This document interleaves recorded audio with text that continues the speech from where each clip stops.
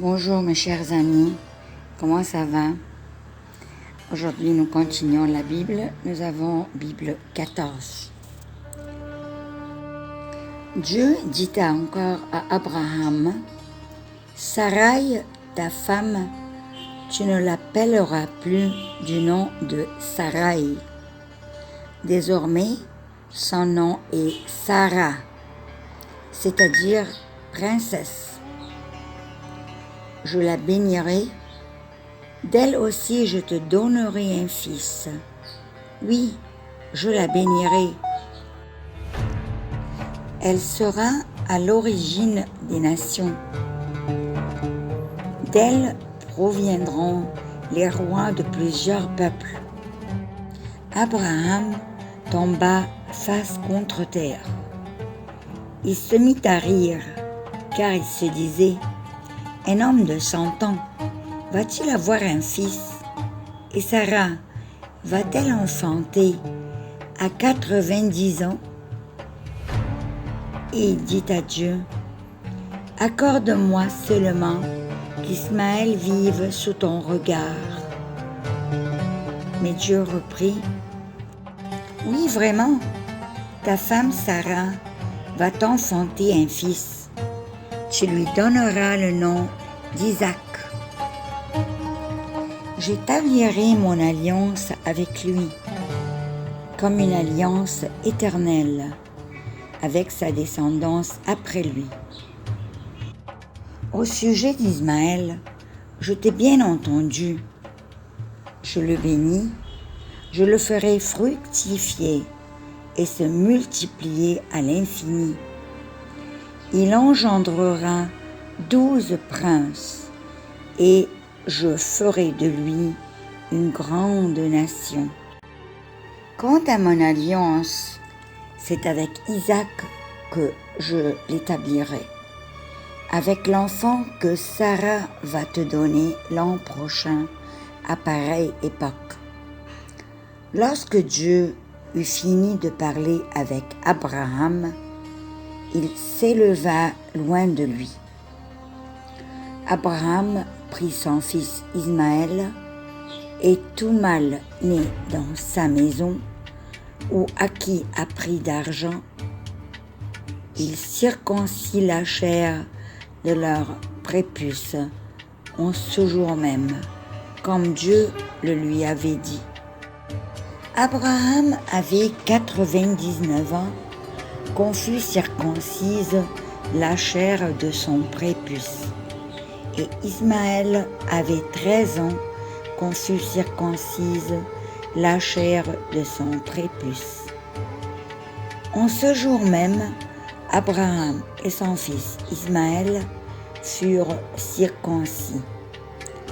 Tous les hommes de sa maison, nés dans la maison ou acquis d'un étranger à prix d'argent, furent circoncis avec lui. Au chêne de Mambré, le Seigneur apparut à Abraham, qui était assis à l'entrée de la tente. C'était l'heure la plus chaude de la journée. Abraham leva les yeux et il vit 3 hommes qui se tenaient debout près de lui. Dès qu'il les vit, il courut à leur rencontre depuis l'entrée de la tente et se prosterna jusqu'à terre. Il dit, mon Seigneur, si j'ai pu trouver grâce à tes yeux, ne passe pas sans t'arrêter près de ton serviteur. Permettez-moi que l'on vous apporte un peu d'eau. Vous vous laverez les pieds et vous vous étendrez sous cet arbre. Je vais chercher de quoi manger et vous reprendrez des forces avant d'aller plus loin, puisque vous êtes passé près de votre serviteur. Ils répondirent, fais comme tu l'as dit. Abraham se hâta d'aller trouver Sarah dans sa tente et il dit, prends vite 3 grandes mesures de fleur de farine, pétris la pâte et fais des galettes. Puis Abraham courut au troupeau, il prit un veau gras et tendre et le donna à un serviteur, qui se hâta de le préparer. Il prit du fromage blanc, du lait, le veau que l'on avait apprêté, et les déposa devant eux. Il se tenait debout près d'eux, sous l'arbre, pendant qu'ils mangeaient. Ils lui demandèrent « Où est Sarah ta femme ?» Il répondit « Elle est à l'intérieur de la tente. » Le voyageur reprit « Je reviendrai chez toi au temps fixé pour la naissance. » À ce moment-là, Sarah ta femme aura un fils. Or, Sarah écoutait par derrière, à l'entrée de la tente. Abraham et Sarah étaient très avancés en âge, et Sarah avait cessé d'avoir ce qui arrive aux femmes. Elle se mit à rire en elle-même. Elle se disait « J'ai pourtant passé l'âge du plaisir, et mon Seigneur est un vieillard. » Le Seigneur dit à Abraham « Pourquoi Sarah atterrit en disant « Est-ce que vraiment j'aurai un enfant, vieille comme je suis ?» Y a-t-il une merveille que le Seigneur ne puisse accomplir? Au moment où je reviendrai chez toi, au temps fixé pour la naissance, Sarah aura un fils. Sarah mentit en disant « Je n'ai pas ri », car elle avait peur. Et le Seigneur répliqua « Si, tu as ri. » Les hommes se levèrent pour partir et regardèrent du côté de Sodome. Abraham marchait avec eux pour les conduire. Le Seigneur s'était dit « Est-ce que je vais cacher à Abraham ce que je veux faire ?» Car Abraham doit devenir une nation grande et puissante, et toutes les nations de la terre doivent être bénies en lui. En effet, je l'ai choisi pour qu'il ordonne à ses fils et à sa descendance de garder le chemin du Seigneur, en pratiquant la justice et le droit. Ainsi, le Seigneur réalisera sa parole à Abraham. Alors le Seigneur dit « Comme elle est grande la clameur au sujet de Sodome et de Gomorrhe, et leur faute, comme elle est lourde. Je veux descendre pour voir si leur conduite correspond à la clameur venue jusqu'à moi. Si c'est faux, je le reconnaîtrai. » Les hommes se dirigèrent vers Sodome, tandis qu'Abraham demeurait devant le Seigneur. Abraham s'approcha et dit « Vas-tu vraiment faire périr le juste avec le coupable?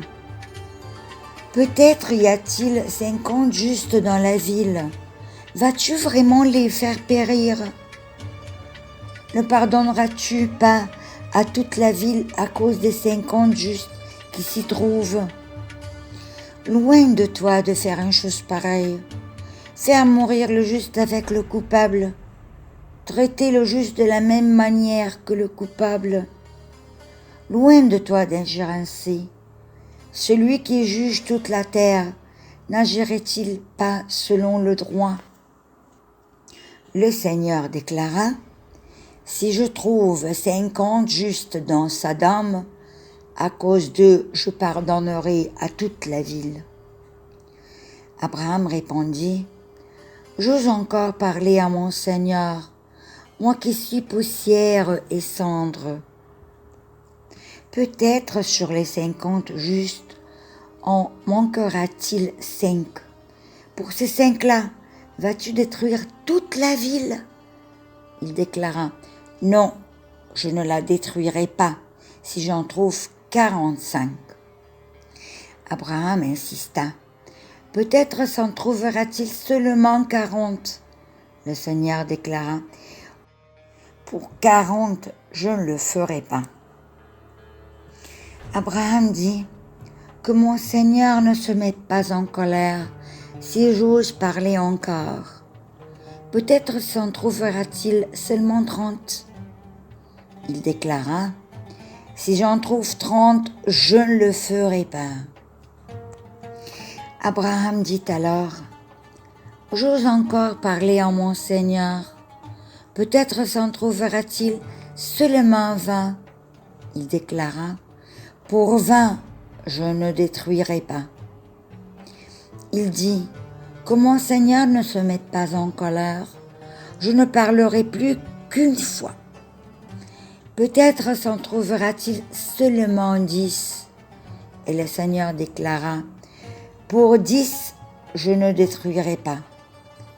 Quand le Seigneur eut fini de s'entretenir avec Abraham, il partit et Abraham retourna chez lui. Mes chers amis, nous avons terminé la Bible pour aujourd'hui. Mais avant de vous quitter, priez avec moi que Dieu à son retour trouve au moins 10 personnes justes pour sauver tous les pays du monde. Merci et à la prochaine.